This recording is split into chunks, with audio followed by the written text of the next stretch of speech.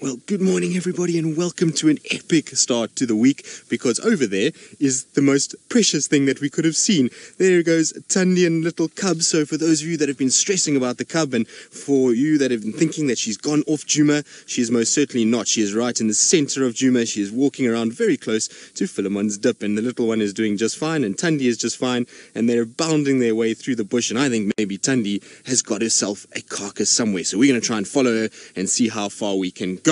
Now, I almost forgot, in all the excitement, to say hello. My name is Tristan, and on camera today I've got Fergus, who's back from leave. Welcome back, Ferg. What a way to start your leave, well, your work cycle when you come back from leave, with a little Tandi and cub action. Now, remember, you can get hold of us, #Safari Live, or on YouTube chat. And at the end of the day, we're also leading up to our TV shows that air on the 4th to the 8th of Feb at 10 p.m. Eastern Standard Time. And that is your chance to maybe come out and see a leopard for your own by playing Safari Bingo. So remember, go to natgeo.com/Safari Live to find out all the details about that. Right, now, before they disappear on us and we lose them, let's try and catch up quickly. She seems to be moving quite quickly. We found her coming from Philemon's sort of cut line, Weaver's Nest area, coming through the dip and then heading this way. So I have a funny feeling that she might have a kill somewhere that she's leading this little cub to, and that's why we've bumped into her walking down the road and moving in this area. And while I try and kind of get back to where she is, let's cut across to old Noel, who's also out this morning, and I think she's also on a predator mission, but the more tawny coloured ones for her. So we are still with Tandi and cub. They slowly moving through the bush at the moment. You can see her just going past that termite mound. The little cub has already bounded off in front. It does its own thing half the time, and it was quite funny. I was watching it just now, and it was the cutest little moment. Tandi went up to go and sharpen her claws and just to kind of get everything sorted out, and the little cub went and mimicked her, and the two of them were kind of side by side doing the exact same thing, both kind of marking on this little tree and scraping their claws, and then the cub went jumping up into the tree, and it's just kind of a lot more playful than Tandi, but it was still very, very cute to see. And I'm so glad that we've managed to pick up this little one, because everybody I know has been quite stressed about it, and it's nice to see that everything is fine after we had the tracks the other day and everything like that. That little one is still being as naughty as ever and is absolutely fine. There's no sort of injuries or anything like that to worry about. So it obviously was just hiding away from mom and being naughty the other afternoon when mom was trying to call her out. And we know that this little one has a sort of life of its own and certainly doesn't always listen to what mom has got to say. So it's quite funny just to see how it behaves. You can see everything is a game. It jumps on everything. It sort of crashes into the bush, goes around, up the trees, down the trees, watches this, watches that. Mom gets tackled every now and then. It's all just games at this stage of life, I would imagine. So you think she's a little tomboy? I don't know if she's a little tomboy. I think she's just playful. I think she's got her own demeanor, and she's definitely going to be a handful. Now that she's getting bigger and stronger and can climb, Tandi's going to have a long sort of period of looking after her. I think Tandi's going to probably pull her hair out a few times with this little one, because it really does do whatever it wants, and it's not really interested in listening to what mom's got to say half the time. When mom kind of calls, it will just do what it wants, and it sometimes comes, sometimes it doesn't. But I think they're going to a carcass, well, that's what I believe. They are starting to head straight up towards camp, which is quite cool. So we're going to hopefully see them going up towards sort of the camp and spending some time there. Now, I believe a lot of you are oohing and ahhing. It's hard not to ooh and ah when it comes to this female and her little one. They are such a cute sort of pairing, and this little one's got so much sort of attitude and a little bit of life to it that it's difficult not to kind of get attached to them as they kind of do their thing. But let's see if we can try and maybe catch up. They are starting to drift quite far now, and we've got to go quite far around because it's a bit dense where I am. So I'm going to have to do a little loop around, and we've got to try and make sure that we don't destroy an earpiece, because while you guys were gone, I managed to break a spare one, and so I just changed it out very, very quickly. Now, I'm sure Jared will forgive me, because this morning Jared, who was being a kind soul and was just moving Rusty for me while I was quickly grabbing one or two things, unfortunately spilt an entire cup of tea that I had just made. And so I feel like, Jared, if I break this earpiece and you spill my tea, we're all sort of one for one. There you can see the tea stains from where it was spilt. I think we're now even. I know Jared is watching, so he'll probably be laughing about it. I feel bad because I thought he maybe burnt himself. So he says he's unsure if that is an equal trade-off. Well, Jared, I'm not sure either. I'm just going to try and wiggle my way out of being in trouble for actually doing... Well, I've had some seriously beautiful moments of her going up onto a termite mound and just posing there. And this little cub is so relaxed. It walked past the car just now as close as you could ever imagine. In fact, almost underneath the car. So it is incredible just to see how she is. And Tandi also has been very chilled, considering a little bouncing white tail through the bush. Almost a bit like a honey badger, this little cub, because it just bounces everywhere. It's not much walking, it's all bouncing that goes on, very Tigger-like. There we go, bouncing. And trying just to keep up with Mom. Mom does walk quite fast, though, so I'm not surprised that she has to kind of do this. Now, we're going to try and squeeze through this little monkey orange that is here without losing another earpiece. The monkey oranges are the ones that damage these earpieces, because they've got these little kind of hard branches and spines, and as they kind of come along, they grab the cable, and then the cable breaks right next to them. So it's not ideal to have a lot of them around, but we should be clear of most of it, because we're now heading down towards the Mulawati. We've kind of gone over the crest, and now we'll head downwards. But I'm hoping there's another termite mound again, because Tandi's going up onto every termite mound, scanning around, and it really is the most beautiful thing when she's up on these mounds. It's incredibly pretty when she goes up. Just now there was a bit of sunlight that broke as she went on top, and it was really absolutely exquisite. So we're going to try and just quickly catch up with her. She's moving away from us at the moment, but I'm trying to take path of least resistance, just from a point of view that I don't want to make too much noise. I'd rather we kind of don't have to crash through bushes than really crashing through a whole bunch. But she should come out nicely into the open for us shortly, which will be really cool. So there she is, just on my right-hand side, and I'm going to park off right over here. Now, hopefully she should come right through this gap in front of me and should be absolutely perfect in terms of having a little leopard and cub coming past. How cool is that? Come on, little one. You can see everything has to be climbed as well. We can't just go the nice easy way. We have to go up logs, down logs, around logs. It can't just be kind of walk like Mom does. You've got to make sure that you climb everything on the way, because that's, well, if you're a little cub, that's the best way to be doing things. Now, they're going to go around. Ferg, let's just try and catch up with them, because there's a little opening clearing just on the other side of where they're going now as well. So if I just get round this side, I should be absolutely perfect. We're just going to stop ourselves right over here, because theoretically she should come right past us. There's a little game path that runs here, and I don't want to cut her off in any way or go where she shouldn't, well, where she wants to go. And so just stop right here and look at that. Isn't that wonderful? How cool. So good to see this little one is fine. You know, and hyenas, and so the fact that she's kind of been able to thread this little cub through all the lions and make sure that it's now perfectly safe. Oh, careful, little one, don't get in Mom's way. Mom is on a mission, and the fact that that little one has been threaded through and right back into the center parts of Djuma is absolutely wonderful news, because I was a little bit worried that maybe she would go into Torchwood, or she might head off into sort of Little Gowrie or south of us, but I think Little Gowrie at the moment is just far too much pressure from other leopards for her to go there. I think she knows that this central area is much easier in order to try and kind of look after cubs and to make sure this little one stays safe than going into where Shadow is and Hosana and Tingana, and Shadow's cub is just a lot more threats down there leopard-wise than they are here. So for her, it's much better that she stays this side. Right, now let's just try and catch up again. That's the thing with Tandi, is when Tandi seems to want to walk, she does go very quickly, and it takes a while to kind of keep up with her and make sure that you can kind of stay where she is and sort of know exactly where she's going. There's another little gap here that should help us. So we're going right towards the Wahlberg's nest now, and basically towards the dam. That's kind of the direction we're heading. Whether we'll get there is anyone's guess, but hopefully we do get to the dam. Now let's just see if we can get straight through there. Look at that.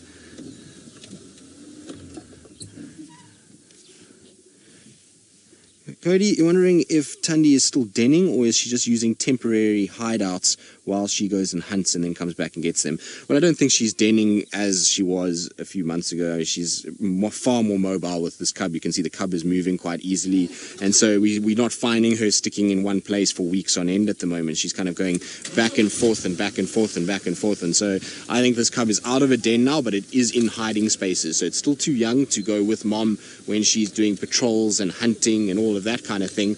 But it is of the age now where Tandi can kind of move it, leave it in a termite mound or in a sort of tree somewhere, and then come back to it once she's finished hunting or found food or something like that. So she does definitely have the ability to move this cub a lot more, and we're certainly seeing that. She's not sticking in one place like she has in the past 3 months. She's now far more mobile with the way things are going.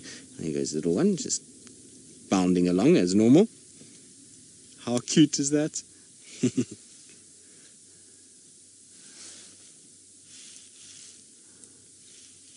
Poked purple, well, the cub is probably a little small to be hunting anything at this stage. I think a situation is that that little cub will be interested in things and certainly try and chase after lizards and birds and those kind of things, but it's still too small to really know what it's doing, and the chance of it being successful is pretty slim. In saying that, though, I have seen Tiani, who's Salehesh's daughter, not this little leopard cub, another one that we used to see when I was at Simamili, and that little cub at 4 months old killed a duiker. Yes, Mom chased it and grabbed it, but the cub had the instinct to actually kill it and got it by the neck and killed the duiker itself. So I suppose it's not far off that now and could potentially do it, but I don't think it's hunting and killing just yet. It's most certainly Tandi is doing the bulk of it and will continue to do the bulk of it all the way up until this little one gets over a year old. She's going to be kind of providing for it, and it's a long commitment. Well, I suppose not as long as humans, but it certainly is a fair amount of time that spend trying to feed this little one. And like I say, she's going to have her hands full because this little one is full of the joys of life and does bounce around all over the place. Right, now she's going to come out right into the open and right past us here, so I'm just going to stop right here. There we go. Look at that. Tandi is so beautiful. She sometimes is quite a serious cat, but she's absolutely, thought she might come straight across to the front of us, but she's just kind of going to the east, and there goes the little one. Look at that. Isn't that beautiful? Hello, guys.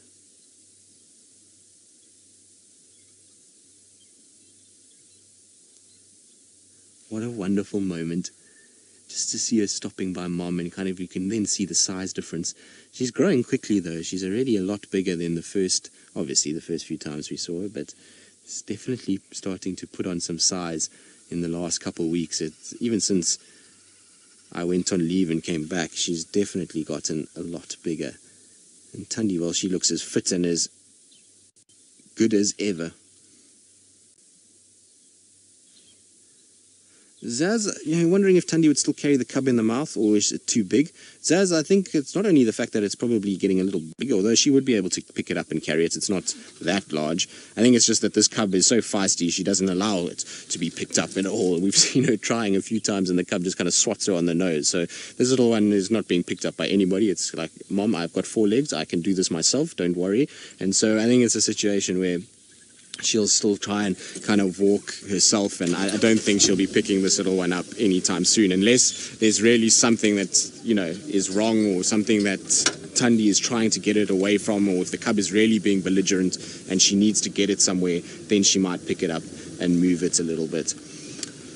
Right, we're almost on the road. It seems as though she's going back to her old den site that she used for a while, so that's where we're heading. We've come out a little bit south of the Wahlberg's nest and a little further south than I initially anticipated, but we are heading straight towards where that old den site is. I wonder if she's maybe going to go stash the cub there for a few days, or what the story is going to be, but let's see. In fact, we are at the Wahlberg's nest. We're right here. I thought we were a little bit, we are exactly at the Wahlberg's nest, which is good news. The problem is if she crosses over the road here, it's not very easy to follow her, but we'll try our very best. Also, Tax is waiting to try and come and get a view of this little one and Tandi, and so if she does cross here, we'll probably make some space for him so he can get a chance, and then we'll come back a little bit later if we can. But she's coming out straight towards me now. I can just see her through the bush. You see her there, Ferg? She's just straight through there, so you can just see her straight through into the thicket. It's not very open here, but it's a good place nonetheless to come. Now, wouldn't it be amazing if she climbed the Wahlberg's nest or tree and went up towards the Wahlberg's nest? It wouldn't be the first time that something like that has happened.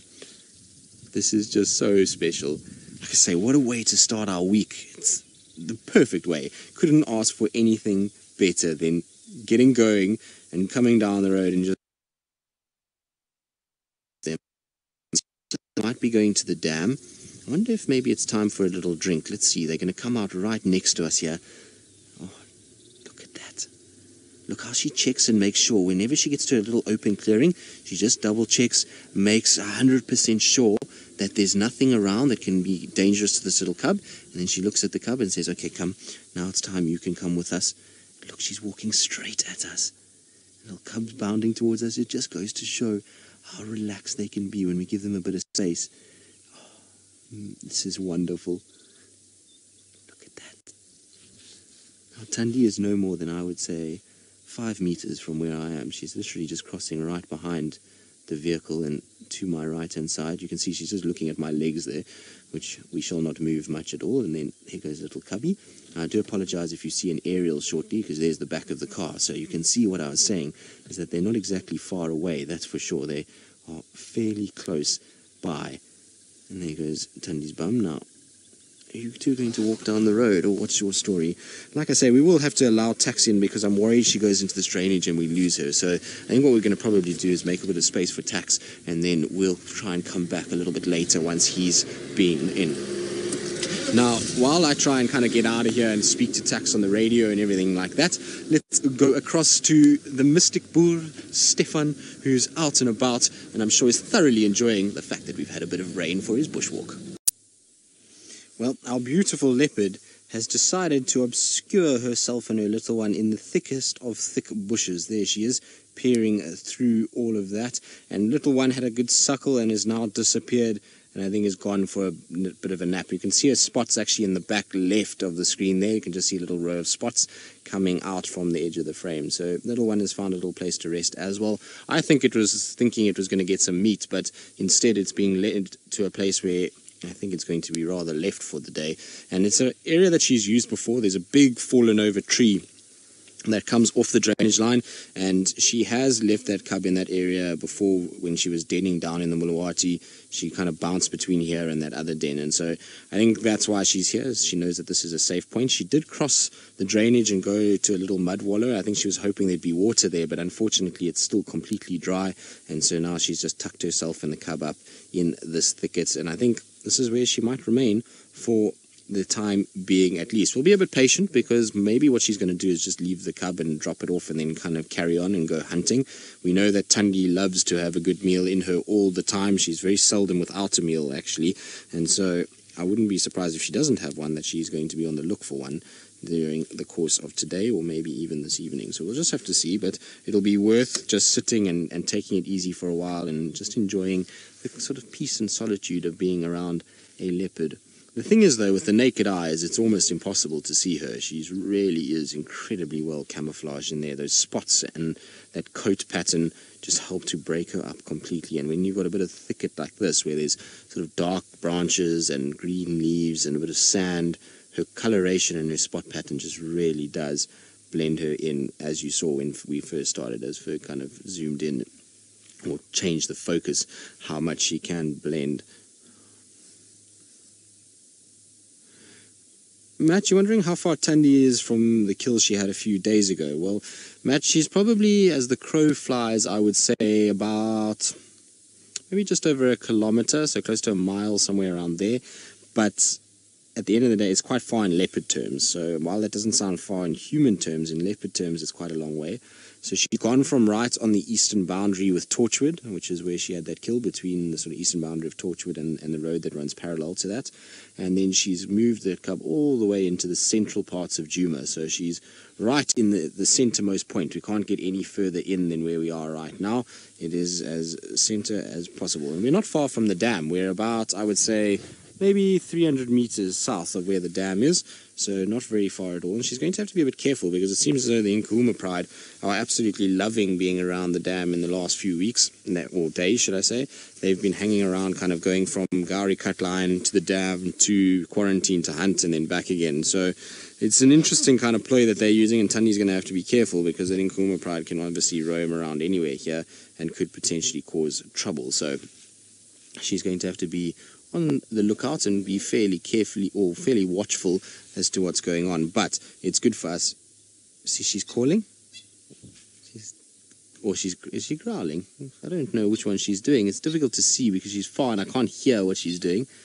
There's a francolin, so she's busy chasing the francolin away. You see that?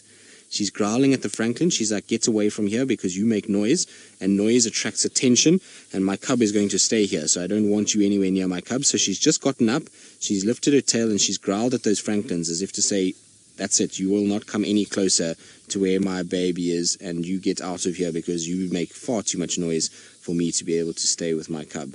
Let's just see where she goes. You can see that tail is just dipping away, and this is why it's so tough to find her. I mean, it is literally impossible to see Tandi in this. She's disappeared completely now, so she's gone right behind all of those thickets. I'm not quite sure if we're going to get another view of her. I'll try around the other side. There's another little kind of loop that goes round and cuts down towards the drainage line, so I'll try around that side, but I don't know if we're going to actually be able to see her. I also don't really want to go bashing around and hitting branches here or anything like that, so I'm going to try and see if I can get another view, and while I try and do that, let's have a look at what Steph has been up to, and I'm sure he's found lots of interesting things after the rain.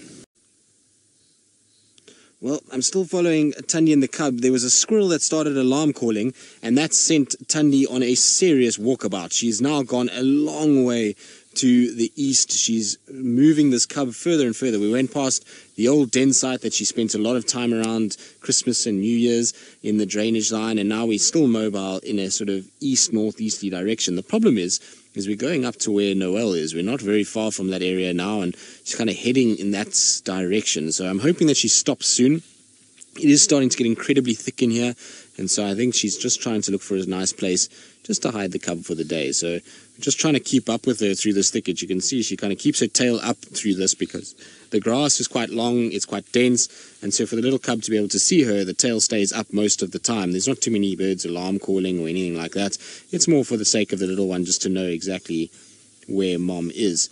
And you can see the little one's not concerned at all. It's just exploring. It's been up every single fallen over tree that it can find. It's tried to go up. So the two of them are still just meandering along, and hopefully they'll stop soon. I don't want them to get too close that there's some sort of an alarm call that will sort of create some attention, and maybe those lions then get up and move in this area. She needs to try and stay as quiet as possible through here. So it's also why I'm not trying to drive too close to them, just allowing them to kind of go and drift, and then I try and relocate them as they go. But we will have to try to move now because that is an impenetrable fortress behind there, so we're going to have to try and just get around this thicket. It's not too far. There's a little kind of sort of opening that comes up, and in fact we're actually not very far now that I see where we are from her original den site. So the first den site that she had, the one where she went in with the suckle marks and into the termite mound before we ever even saw the cub. So that's where it seems as though she's actually going now, which is quite interesting.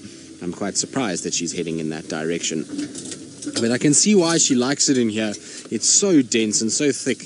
It is nice for a leopard just to hide out and not be seen at all.